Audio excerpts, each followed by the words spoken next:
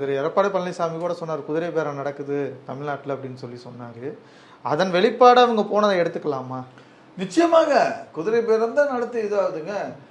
ஏங்க, தேர்தல் கமிஷன் அவங்க அங்கீகரிக்கப்பட்ட செலவு பார்த்தீங்கன்னா 40 லட்சம் ரூபாய், ஒரு தொகுதிக்கு அதிகபட்சமாக 40 லட்சம் ரூபாய்.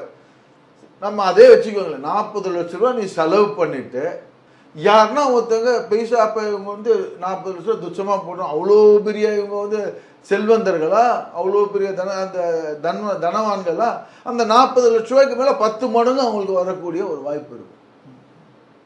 40 லட்சம் போச்சுன்னா 40 lakhs into 10 times 4 கோடி 5 கோடி அவங்களுக்கு எதனா சுயமாக அவங்களுக்கு ஒரு லாபம் வந்திருக்க கூடும்.